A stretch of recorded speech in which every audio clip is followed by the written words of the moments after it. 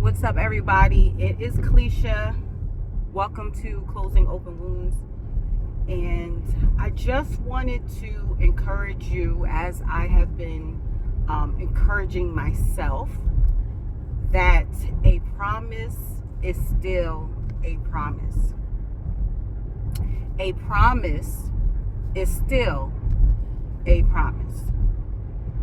My pastor has repeatedly spoken that into my life prophetically, that a promise is still a promise. Last night, I want to say for the past few weeks, I have been a little discouraged about the promise that has been spoken over my life. And I mean, last night, y'all, I was crying. I was literally in tears, upset about this promise, because prophetically, spiritually, God has been downloading, letting me know, giving me a witness in my spirit about this promise. But what I see is not lining up. Like in the physical realm, it looked dead. Like Valley of Dry Bones dead, y'all. It looked really, really dead. And it has caused such a conflict. And you guys know what I'm talking about. If you been walking with God any length of time, you know how you can get a witness in your spirit before it actually manifests in the earth. And that's where the frustration comes, because you're like, God, I feel this, like I know it's coming. Well, where is it? And the circumstances aren't lining up. Like, throw the whole promise away. Like, that's how I was feeling, y'all, last night. Throw the whole promise away. Now, the ironic part about this promise is something that I never even wanted. It is a promise that initially I never even wanted. I never wanted this promise. And I'm reminded of the Shunammite woman who, housed Elisha and his servant. And he's like, what can I do for you? Read it and find it for yourselves. Okay. And she's like, no, I'm good. She made a room for them. You the man of God, you the prophet. You just need somewhere nice to lay your head. You know what I mean? She got permission from her husband, set up a nice little room for the prophet. And he's trying to figure out what he can do for her. She doesn't have any children, but she is a woman of substantial, like, she's fine, she's okay, she's good, she's like me in the season of my life right now. Like, God has blessed me so much. I mean, from where I started, when I had my kids until now, like, your girl is good. Like, I'm not saying I'm balling, I'm not saying that I don't have other challenges, but I am living a comfortable life, which is just due. Like, it is what it is. I've been through hell. I deserve this, these blessings that are in my life right now. I deserve them. And so I'm like the Shunammite woman, like, nah, I'm good, bro. Just, chill here, whatever. I'm paraphrasing, okay? Chill here in my guest room. You know what I'm saying? I'm good. Well, he notices that she doesn't have a child, right? He said, by this time next year, you gonna bear a son. Nah, I'm good. I made peace with it. I'm all right. Like, don't even do that to me. Don't say I'm against something and then I don't get it. So I'm like the Shunammite woman right now. Like, I didn't even ask for this promise. Holy Spirit, Father God, Jesus, I didn't ask for this, right? And I am tired of the wait. There's no other way I could say it. Like, I'm just really getting frustrated. I am frustrated because, and that's where faith comes in, right? Faith is the substance of things hoped for and the evidence of things not seen, right? You get this witness in your spirit, you feeling good, you in prayer, every day, you building up your communion with the Lord. Like, we in a good place, Lord. Like, yeah. So he's showing you stuff, right? The Lord has been showing me stuff. Like, just different things, just confirmation. I'm like, okay. It helps me wait. Right? But I've been waiting, and life is not looking nothing like the promises ever gonna come. And I'm documenting this, guys. and this may be a word for you. I'm really documenting this for me. I'm gonna be honest with you. I'm really selfish right now in this season because I am a person that does pour into people and have no problem, interceding for anybody. You tell me you need prayer, your girl got you. Say less, right? Right now I need to be selfish, and I had stopped making videos for a while, but it has been pressing upon me, document this. Certain things. Now, not everything. I can't give you guys what the promise actually is. But the promise is wearing me the hell out. Like, I ain't even going front. The promise is wearing me out. I went to bed last night crying. Like, Lord, just take this promise. Like, can you just, cross it out under my name? Like, just cross that part out so I can just go and live my life without this promise, because it's hurting. It's become such a burden. Like, I'm getting kind of emotional just even talking about it right now. It's a burden to be able to see different things and just see different confirmations and things like that, and then your life not lining up with what you feel in the spirit.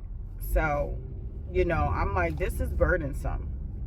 And now, even though I've been getting different confirmations outside of me, whether it be from different YouTube channels or different words that I come across, or, in church or whatever, right? I'm like, God, I need you to talk to me. Like, I felt like God was not talking to me in my dreams as much. And I'm like, I wouldn't consider myself a prophet as the office, but I know he speaks to me prophetically through my dreams. I know he does that. I know that he gives me dreams and visions, but I haven't been getting them for a while, or I haven't been really remembering them. The dreams I've been getting is nonsense, demonic, not necessarily like demonic, but like no relevance to the promise. Like, Lord, can you talk to me about the promise? Because this ain't what it is. Like, this ain't it. The math is not mathing, right? This ain't it. I went to bed crying, asking God to throw the whole promise away, omit it from my life, because I'm tired, and I have been kind of messing things up, because, and I know you would understand this, where God give you a promise, so you, like Sarah with Abraham, like, you know what, it ain't coming, so let me just do this, let me help the Lord out, right? Hold on, y'all. I'm on my way to a Christmas party. Let me help the Lord out. And I've been just not doing too much, not like her. You ain't sleeping with absolutely not. You're not sleeping with my maidservant. We're not doing that. But I've been doing little things like, suggestions, little push here and there. And y'all, it's been backfiring like a mug. It's been backfiring. So I just took, the past 2 months, I want to say, maybe 6 weeks, I'm totally you know what? I'm not attached to the outcome. Whatever the hell happens, happens. I'm over it, because I'm trying and it's not working. It's actually kind of making things worse. And I'm not intentionally trying. It's just but I'm emotional about it. You know what I mean? I'm like, yo, I've been emotional about it. I've been acting emotionally about it. And that's what has caused things to mess up, because God, I know what you said. But wait, and then I'll be like, well, did I hear you right? Nah, maybe I'm tripping. Maybe I heard you wrong. So I'm in this in between, did I hear you, Lord? Am I right? Am I wrong? What? So to test the waters to see if I'm right, I would try some things to try to, push the situation forward. And that ain't been working. So for the past, like I said, 2 months to 6 weeks, I'm like, you know what? I'm chilling, staying in my own little world. So that's where I'm at, y'all. I went to bed and I was crying to the Lord, like I said, and y'all, he must have heard your girl. Well, obviously he did, because last night was my first prophetic dream that I could actually remember. It was so vivid, and it has so many meanings and different things that I need to interpret. I started interpreting it this morning when I woke up, but like I said, I'm on my way somewhere, so I didn't have enough time, but I will definitely be doing a study about the dream I had last night. And it was such a beautiful dream. At first I didn't understand it, but when I started looking up different meanings of different things, then it started making sense. So that's a clue. If God is talking to you in your dreams and vision, what you need to do is you need to study what those things mean. If you see a baby in a dream, if you see a lost loved one or a passed on loved one in the dream, different things. If you see, just different things, your spouse, your children, all of that is significant in a prophetic dream. If you see numbers, you have to go to the Strong's Concordance Hebrew dictionary of what those numbers meant. I wrote down the time I woke up. I did a voice note on my phone so I could hurry up and record and, everything that I saw. I looked up the number of how long my voice note was, 3 minutes and 42 seconds. That meant something. So that's just a tip for you. And when I learn something, or when I'm downloading, or whatever God is speaking to me, I speak it to y'all. But like I said, I'm encouraging you as I'm encouraging myself. A promise is still a promise, guys. It is hard. It is frustrating. It is lonely. Okay? It causes a lot of emotional pain sometimes, but a promise is still a promise, and I'm just going to hold on to the promise. God gave me a little extra grace to hold on, because I was like, throw the whole promise in the trash, literally. A promise that I didn't even ask for. Throw it away, Lord. That's exactly, I told him last night, I don't want this. I don't want it. But he did, come see me last night. And let me tell y'all something. Don't be afraid to be honest with the Lord. He know you anyway. I be like, Lord, he my daddy. So I be like, no, I'm not happy. I'm not like no spoiled brat, but Lord, So I'm holding on to the promise. Y'all, what time is it? Oh, it's 11:01 a.m. Where I'm at. And it is December 12th. I even looked up 12/12.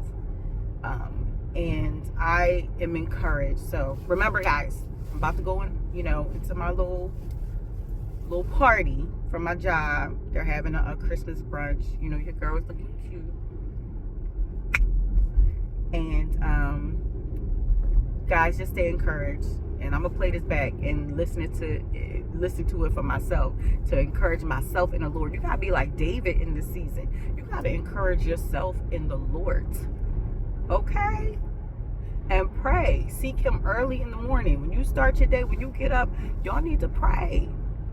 Build that relationship with God. Just don't go to God every time just because you need something. Talk to him. You're in a relationship. That's how we build up our most holy faith. All right, guys, I'm going to let you go. It is your girl.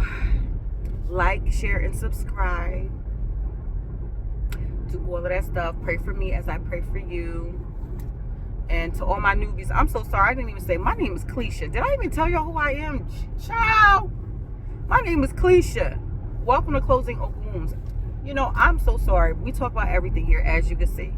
Whatever God presses upon me, I'm giving it to y'all. I got to get it out. Okay? I love you guys, and I'll see you next time. Bye.